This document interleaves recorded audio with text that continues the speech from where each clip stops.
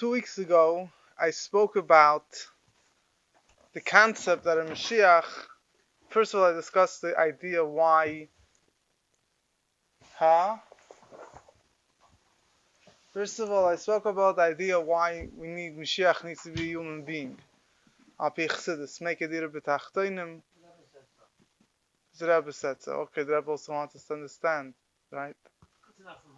Okay, good. So you have to believe that Mashiach will be a human being because the idea of Mashiach is to be mechaber elyonim and tachtonim, right? To be mechaber the higher levels with the lower levels. So by Mashiach himself merging within his own personality, within his own neshama and guf, his soul and his body, he merges the neshama with the guf, his soul with his body, in the highest levels of godliness with his physical body. So through that gives the ability that the same thing should happen in the world at large. Now, I also discussed the idea that within that the different levels, different periods in Yemais HaMashiach are associated with the different periods of Mashiach himself. Again, it's important to understand whatever happens in the days of Mashiach is an outcome of what happens to Mashiach himself. So the level of Cheskes Mashiach, Mashiach Vadei, where the activities of Mashiach get more and more successful, and then there's obviously more elevations as time goes on. These are all connected to, so to say, with different levels of shleimus, of achievements that Mashiach himself has, and mainly it affects the world at large. Now, the one other point I mentioned is that the proper way of understanding this is not that like you have a person that's a child and then he grows mature, but in other words, right the first second Mashiach comes, that point you have the revelation of the essence of Mashiach. The essence of Mashiach is higher than all the qualities that will come later. So when we say Mashiach is coming, the revelation of Mashiach means that etzem, the essence of Mashiach himself. Before you have different activities of Mashiach, and really that essence of Mashiach is higher than the different activities of Mashiach. It's just the essence of Mashiach, the way it is not good enough. It needs to be expressed in the Giluyim, the Etzem itself needs to be revealed. It needs to be expressed within the different things that Mashiach will do until the world will be filled with the godliness that is manifest within the essence of Mashiach himself. That was what I spoke about then, generally. I want to continue the same thing, but just to focus more particularly on the psukim regarding Mashiach, which are discussed in Yeshaya, Kapitel Yud Aleph. Mashiach is probably the greatest person. I mean, there's different maybe particular things. For example, Moshe Rabbeinu, maybe Mashiach won't reach exactly the level of Moshe Rabbeinu in prophecy, the Rambam writes. But besides that, Mashiach is the Rambam writes that Mashiach is described, the Psukim describe Mashiach with the highest milas, with the highest achievements, the highest levels that doesn't describe anyone else with. There's a number of psukim speaking about Mashiach. I mean, all the Nevi'im are filled with Mashiach, but you have psukim that are very detailed, discussing the levels of Mashiach. You have, what comes to my mind at least, is two main places. There's one in Yeshaya, Kapitel Yud Aleph, where he speaks about the spirit of Hashem rests on Mashiach, a spirit of wisdom and understanding, etc., etc. And then later on in Yeshaya also, in Kapitel Nun Beis, he speaks about Hine Yaskal Avdi Yodem V'Nisa Gava Mo'id, Pasuk Yud Gimel. So most Mefarshim don't explain it about Mashiach. They speak about the Jewish people, but the Zohar, the Rambam, also a number of sources explain this regarding Mashiach. You have other details about Mashiach over there, but that's a little bit of a separate discussion. But just before I continue on this, just to continue discussing the thing I was mentioned earlier.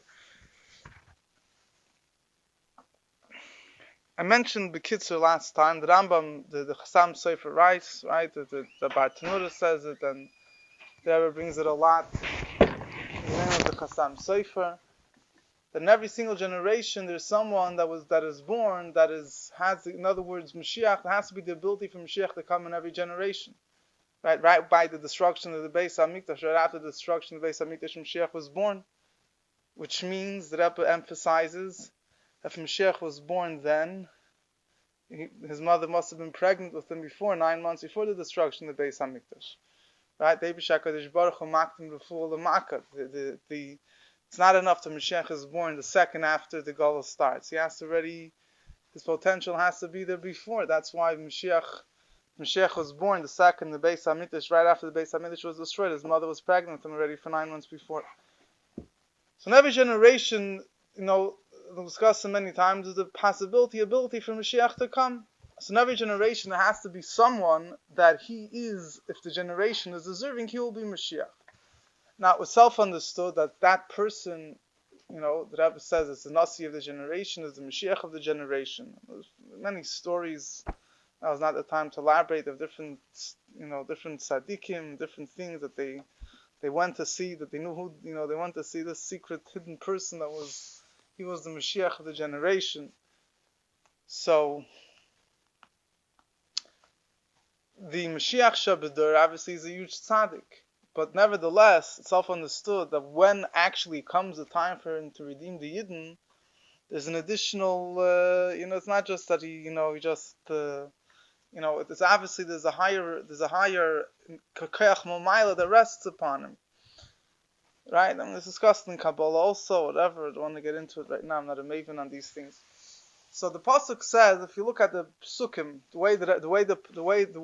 there's a few psukim here about Mashiach. Pasuk says, "V'nachal Ruach Hashem, the spirit of Hashem will rest upon him. Ruach Chachma Bina, a spirit of wisdom and understanding. Ruach Eitzu Gevura, spirit of advice and strength. Ruach Das Viras Hashem, the spirit of knowledge and fear of Hashem." Next pasuk says, "V'harichei Viras Hashem, he'll judge by smell, by his fear of Hashem. He'll have such a fear of Hashem, he'll be able to judge based on that sense of fear, of connection to Hashem, able to smell who's right, who's wrong. He won't judge with his eyes, with what he sees with his eyes, what he hears by his ears.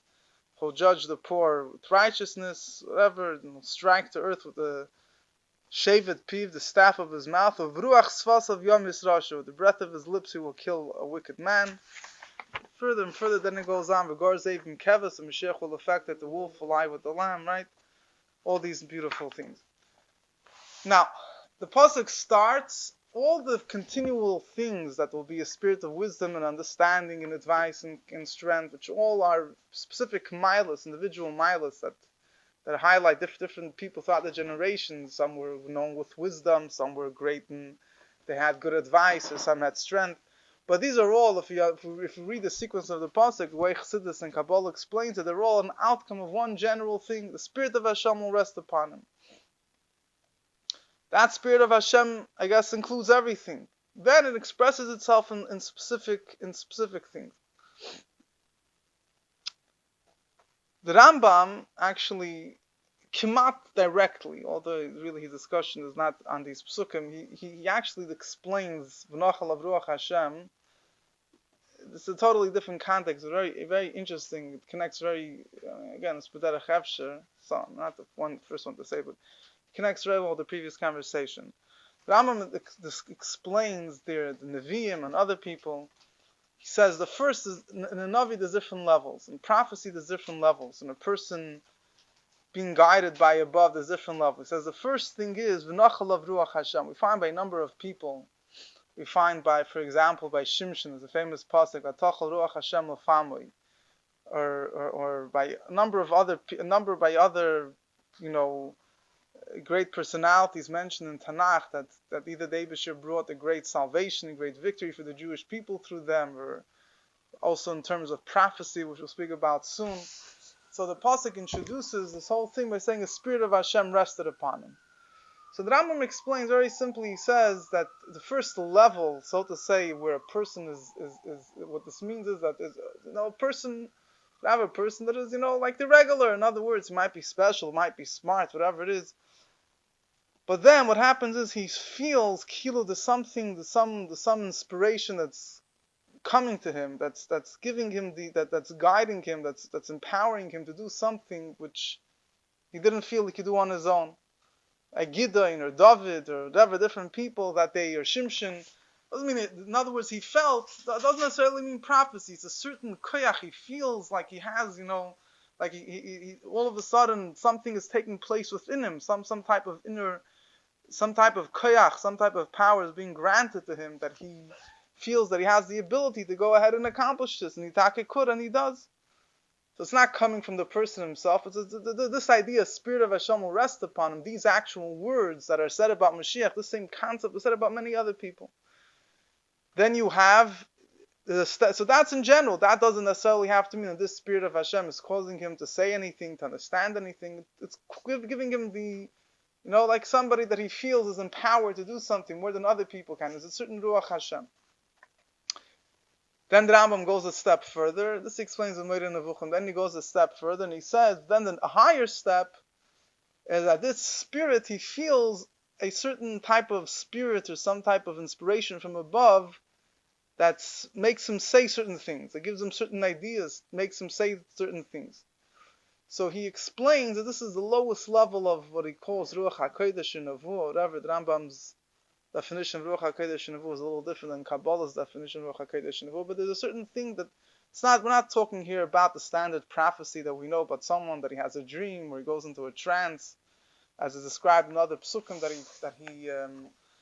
he forgets, he loses control of his body. We're talking here about someone that he feels a higher inspiration, a higher source that's inspiring him to say things. He says, I think the Rambam writes it, that Tilim, and there's different explanations here, at least what the Rambam writes over there in that particular place. I think it says that Tilim by David HaMelech and Shir HaShirim by Shlomo is the same thing, that it wasn't necessarily the same level of Nevuah like the other Nevi'im, at least the way the Rambam explains over there. I know other people, everyone says this, but it was a certain inspiration, the Ruach Hashem, that inspired him to say these things. So it's more than just a person feels inspired to wage war, to accomplish something, but it's inspiring him to say divrei chachma, the words of wisdom, or whatever it is. That's a more advanced level in this Ruach Hashem. That's how the Rambam explains it over there. But Akaponim, so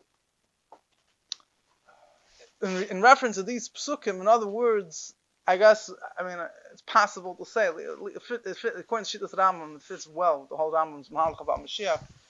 The pasuk starts with V'nochel of Ruach Hashem. It's a general thing. That in itself doesn't have to mean the highest levels yet. But it's not Nevuah, he's saying. He says it's not Nevuah. Then he writes a higher level is that there's a Nachalim and a Chizayin. The Rambam speaks about Nevuah, Moed Nevuchim. So he starts off.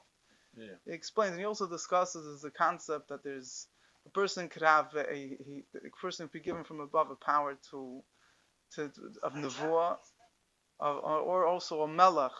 It's a different type of thing. Discusses the Koyach HaMedam. I don't remember. I don't understand really, but a person can be given Koyach to accomplish things, to understand things, be more godly, whatever.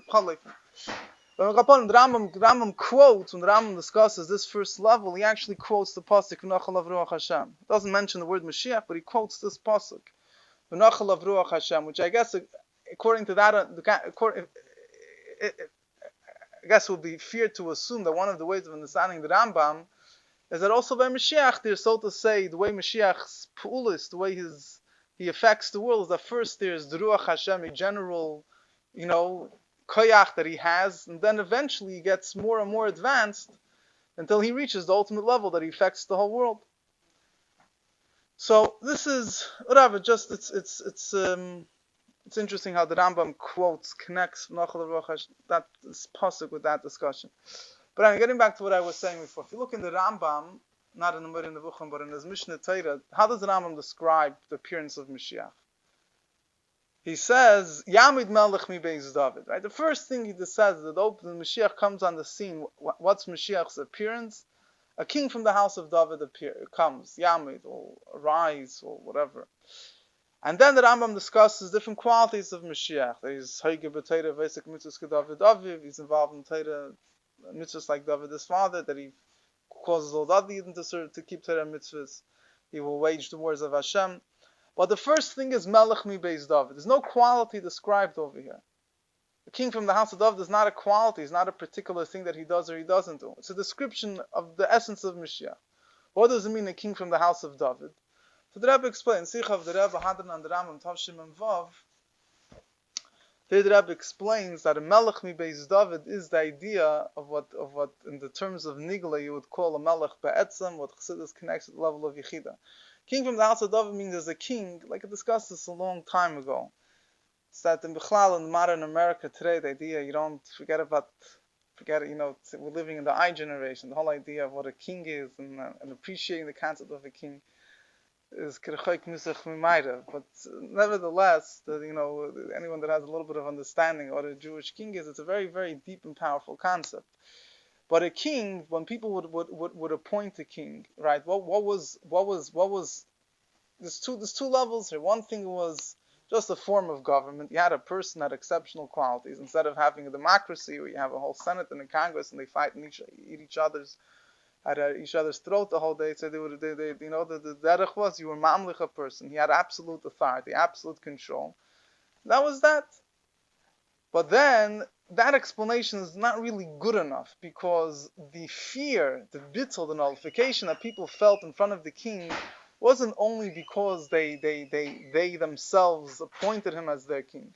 The fear that they felt from the king, the Rebbe Rashab explains, the reimus of a melech, the bittul, the nullification that people had in front of a king, was atzmistic a bittul. Like, as if this king is essentially exalted. Not just he's exalted because the nation handed him over the power. So the Rebbe Rashab explains in Ayin Beis that when a king becomes a king, what happens is that there's a certain ha'ara from the Melucha Melmaila, there's so to say, a certain manifestation of the Eibishter's kingdom from above that is expressed in this person.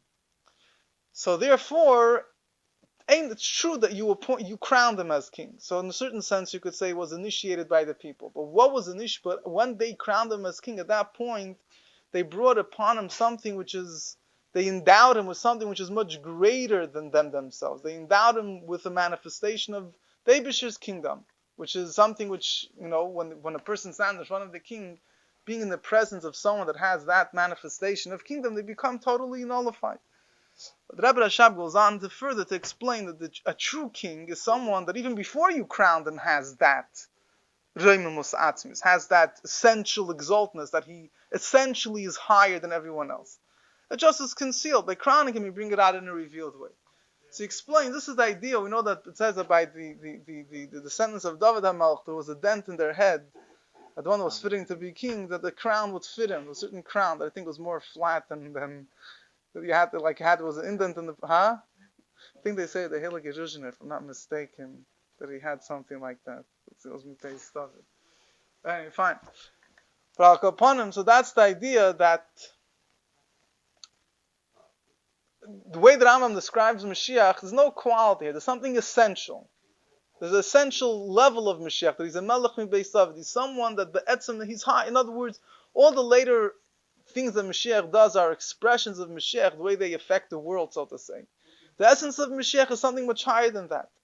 It's the etzem of Mashiach, which is be'etzem higher. Essentially, it's higher than fixing up the world and all the beautiful things that he does. So this is, in a certain sense, going back to what I mentioned previously, that the way Chassidus explains that when Mashiach comes, the din of the galus of etzem of Mashiach, the essence of Mashiach. Yeah, that has to be expressed in the world. The world can't remain dark. Mashiach could be in the world, but it has to be expressed. And the essence of Mashiach is expressed in Haige B'Teira, Isik B'Mitzvahs, all the things that he does. But it starts off with something which is totally beyond the world itself. Similar in the Avodah V'Yid, as I discussed then at length, the Sikha of Shabbos Pashas tell us Tavshin and Beis, the idea of a Jew bringing Mashiach in his own Avodah is also, it's not something that he does. It doesn't start with something that he does. It starts with awakening something essential. That the Etzem and the Neshama V'Yid, it's even greater than saying Moida Ani, the Rebbe says. Saying Moida Ani is already some type of expression. This is when a Jew wakes up, his Etzem Mitzvah, that he believes in the Eibush, he's connected with the Eibush, that's the Etzem of his existence. So getting back to the pasuk over here, V'nachal of Ruach Hashem, the way Chassidus explains is that Ruach Hashem is a very high level. All the other things that come later are, so to say, extensions of this Ruach Hashem. The fact is that the meaning that by Mashiach will shine the essence of godliness. Then it expresses itself in different particular activities. Now, Frierdiker Rebbe discusses the whole Sikha, famous, one of the very interesting, very Yisraelistic Sikha in many different ways. But the Sikha Simchas Torah Tafresh Tzad, Frierdiker Rebbe was here in New York at the time, first trip in America, and Simcha said that Tafresh Tzaddik was the famous Sikh. He explained how Chassidus is a preparation for Mashiach. Discussed the whole Aliyas HaNeshama when the Baal Shem Tov went up, and the Baal Shem Tov asked Mashiach, Imosei Kasimar, when is Mashiach coming? And Mashiach said, when your well springs will spread outward. And the Fidik Rebbe explains at length how Chassidus is a preparation, is a keli, is a vessel for the revelation of Mashiach. So there he explains, he discusses, the way the Fidik Rebbe explains it over there, says if you look at the Psukim, there's a Maimer of the Rebbe of Nachal of Tavshin Yudalat, which takes this point a little bit deeper, but he says, Ruach Chochma Vina, spirit of wisdom and understanding. As Chochma and Bina are really two opposites. Chassidus explains Chochma as the initial flash of wisdom. Bina is already when the wisdom gets explained, expanded. So here he says it all at once. It's the spirit of Chochma and Bina, one thing together. Ruach Eitza Gevura, he said the spirit of counsel, of Eitza, of advice, and Gevura and strength. Here too he says you have two opposites. Why? Because not mamish polar opposites, but they're very different. Eitza, advice is the idea of hisyashvus, intellect. You think into something, you see what is the best solution, and that's what you do. Gevura, on the other hand, strength is very different than advice. Somebody that is going with the notion of strength, his idea is to overcome the obstacle. You're not sitting there, his mode is not to get advice, what's the right thing to do. It's a different thing completely. Then he says, Das Viras Hashem, knowledge and fear of Hashem. He says, that's mamish estira. He says, that people that are smart, unfortunately, what does he say? Lashon klug is nicht frum. People say somebody that's smart is not religious. Das, wisdom and understanding, going together with fear of Hashem seems to be opposites. He says, Varichei b'yiras Hashem. Then he says, this the Rebbe now adds. The Rebbe asks another question. The next pasuk says that Mashiach will judge by sense of smell, not with what his eyes see and does. So the Rebbe asks, sense of smell is beyond intellect, right? It's the whole concept here. He won't use witnesses. He won't use his intellect. But the pasuk is putting both things together. It says Ruach Chochma Bina, wisdom and intellect, and together with that, he'll judge with a sense of smell. So basically, the Nakuda is that by Mashiach, there'll be all these. Today we know of Chochma Bina, Eitz and Gevura. The way things are today, we have things the way they come from a lower level. The way things are more limited. So Chochma Bina is a contradiction to each other. Eitz and Gevura are opposites. By Mashiach will be v'nachal of Ruach Hashem. The spirit of Hashem will rest upon him. That spirit of Hashem is Pnimi Asatik, the level, the essence of godliness that wasn't revealed yet. And that, with the Chacham and Bina that come from that level, since it comes from such a high level, they're not opposites. They go together. All these opposites merge together. The way the Rebbe puts it, Fidik Rebbe, I don't think elaborates so much. The Rebbe adds a little bit more explanation. In the language of Chassidus, the Rebbe says, Ruach Hashem is level of Yechelos HaAtzmos. Which means that in every level of godliness, the idea of revelation and concealment is the opposite, right? The one, by the Eibishter himself, the power to be revealed and the power to be concealed, the cholte lahar, the ability to reveal and not to reveal, is mamish one, because it's yichel, it's ability. The same ability there is to reveal godliness, there's the same level of ability to conceal. At that level, when that level is revealed, when the Eibishter's when the essence of the Eibishter's ability that everything comes from the Eibishter's yichelis, the Eibishter's ability himself is revealed, so all opposites merge, because when things come in a defined level, on the level of Giluyim, you don't see how they come directly from the Eibishter himself. Each thing is defined. Each thing is the opposite of something else.